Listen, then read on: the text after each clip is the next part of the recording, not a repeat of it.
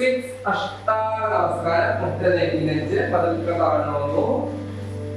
7 ഭുജംഗാസന തല ഉയർത്തി മുകളിലേക്ക് നോക്കൂ. 8 പർവ്വതാസന പരമാവധി കൊടുത്ത് കാലിൽ. 9 ഇടത്തെ കാലിനെ നല്ല ഫ്രണ്ടിലേക്ക് വെച്ചോളൂ. അശ്വസഞ്ചലാസന. 10 പാദഹസ്താസന മറ്റേ കാലിൽ ഫ്രണ്ടിലേക്ക്. 11 ഹസ്ത ഉത്താനാസന കൈ മുകളിലേക്ക് ഇരിക്കൂ. 12 പ്രണവാസന തൊടുത്തു. ഇന്ന് അന്താരാഷ്ട്ര യോഗാ ദിനം. ആരോഗ്യപൂർണവും സമ്പന്നവും പരമശ്രേഷ്ഠവുമായ ഭാരതം എന്ന സന്ദേശമാണ് യോഗാ ദിനത്തിലുള്ളത്.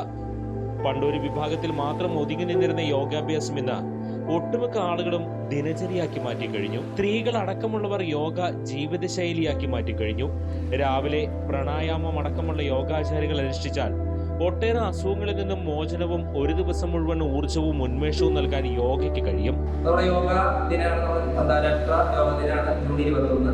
നമ്മളിത് 11ാമത്തെ അന്താരാഷ്ട്ര യോഗ ദിനമാണ്. നമ്മുടെ യോഗ ദിനാചരണം ആഘോഷിക്കുമ്പോൾ ശ്രദ്ധിക്കേണ്ടത് നമ്മൾ യോഗ ദിനത്തിന്റെ അന്ന് മാത്രം ആചരിക്കേണ്ടതല്ല, നമ്മുടെ ഒരു ജീവിത ശൈലിയും കൂടി ആക്കി മാറ്റേണ്ടതാണ്. നമുക്ക് ശരി അസുഖങ്ങൾ പല രീതിയിലുള്ള നമ്മുടെ ജീവിതശൈലി രോഗങ്ങളായിട്ടുള്ള ഷുഗർ, പ്രഷർ, കൊളസ്ട്രോൾ, അതുപോലെ തന്നെ നമ്മുടെ ശരീരവേദനകൾ, സന്ധിവേദന, അതേപോലെ തന്നെ പരിപ്പ്, അങ്ങനെയുള്ള പല രീതിയിലുള്ള അസുഖങ്ങൾക്കും നമുക്ക് മാറുന്നതിന് നമ്മളൊരു വ്യായാമം നമ്മളൊരു ജീവിത ശൈലിയായിട്ട് മാറ്റി അത് നമ്മൾ ശ്വസന രീതിക്ക് അനുസരിച്ച് ചെയ്യുന്നത് കൊണ്ടാണ് നമ്മൾ യോഗ ചെയ്യുന്നത് കുറച്ചും കൂടി ആരോഗ്യത്തിന് നല്ലതാണ്.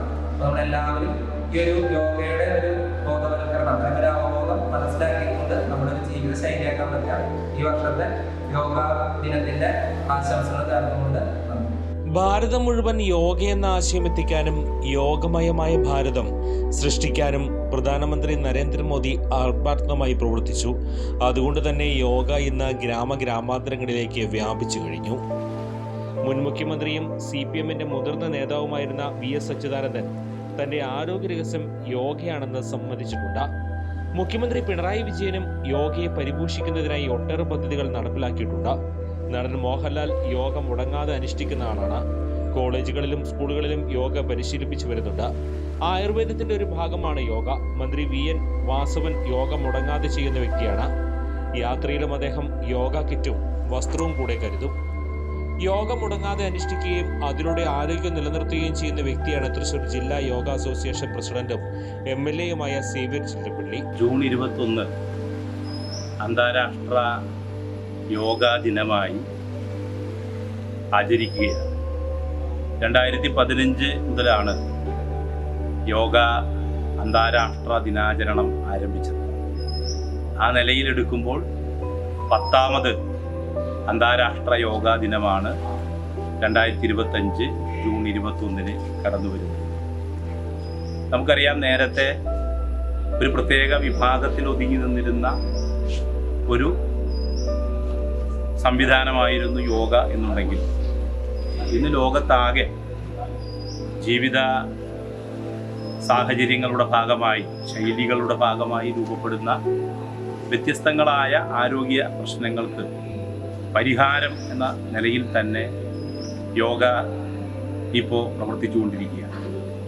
കൃത്യമായി പ്രാണായാമവും അതുപോലെ തന്നെ യോഗാസനങ്ങളും ചെയ്യുന്ന ഒരു വ്യക്തിയെ സംബന്ധിച്ചിടത്തോളം അവരുടെ ശാരീരികമായ ആ ആരോഗ്യം അവരുടെ ചിന്തയിലും തീരുമാനങ്ങൾ എടുക്കുന്നതിലുള്ള കഴിവുകളിലും ദിവസം മുഴുവൻ ഉത്സാഹമുള്ളവനായി നിൽക്കാനുള്ള ശേഷിയിലുമൊക്കെ തന്നെ അത് നന്നായി പ്രകടിതമാകുന്നു എന്ന് നമുക്കറിയാം.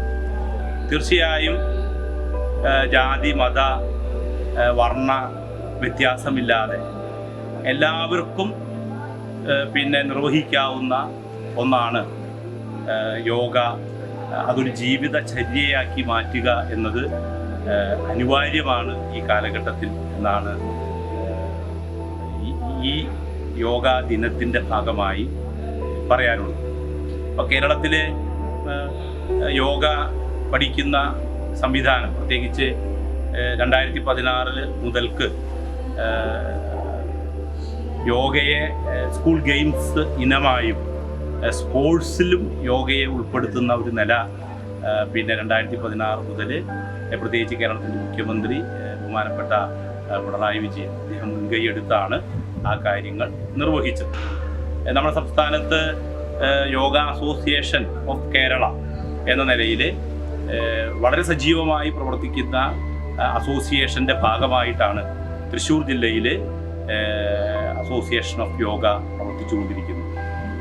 തീർച്ചയായും കഴിഞ്ഞ 6 ചാമ്പ്യൻഷിപ്പുകളിൽ തുടർച്ചയായി തൃശ്ശൂർ ജില്ലയ്ക്ക് ചാമ്പ്യൻഷിപ്പിൽ ചാമ്പ്യനാകാൻ കേരളത്തിൽ പ്രധാനപ്പെട്ട യോഗ അധ്യാപകരെ സംഭാവന ചെയ്യുന്നതിനും കഴിഞ്ഞിട്ടുണ്ട്. അതുപോലെ തന്നെ ഇപ്പോൾ ആയുർവേദ ആശുപത്രികൾ, സ്കൂളുകൾ, മറ്റ് സംവിധാനങ്ങളിലെല്ലാം തന്നെ യോഗ പഠിപ്പിക്കുന്നതിന് സഹായകരമായ രീതിയിലുള്ള കോഴ്സുകളും യോഗ പഠിപ്പിക്കുന്നവർക്ക് ഒരു നിശ്ചിത ഓണറേറിയം എന്ന നിലവാരത്തിലേക്കൊക്കെ തന്നെ നമ്മുടെ സംസ്ഥാനത്ത് അതിൻ്റെ പ്രവർത്തനങ്ങൾ സജീവമായിട്ടുണ്ട്. തീർച്ചയായും രോഗമില്ലാത്ത ഒരു ശരീരം, കരുത്തുള്ള ഒരു മനസ്സിനുടമയായിരിക്കും. ഇത്തവണത്തെ യോഗാ ദിനത്തിൻ്റെ മുദ്രാവാക്യം തന്നെ ലോകത്തെല്ലാവർക്കും ആരോഗ്യം എന്നുള്ളതാണ്. എല്ലാവർക്കും ആരോഗ്യം എന്ന ആ ഒരു പ്രഖ്യാപനത്തോടെ ഈ യോഗാ ദിനത്തെ നമുക്ക് വരവേൽക്കാം. തീർച്ചയായും ഇതൊരു ജീവിതചര്യയാക്കി മാറ്റണം എന്നാണ് നിർദ്ദേശിക്കാറുള്ളത്. ഒരു ദിവസം മുഴുവൻ ഉണർന്നിരിക്കാൻ യോഗാഭ്യാസത്തിലൂടെ കഴിയുമെന്ന് പൂർവികർ നമുക്ക് കാട്ടിത്തന്നു.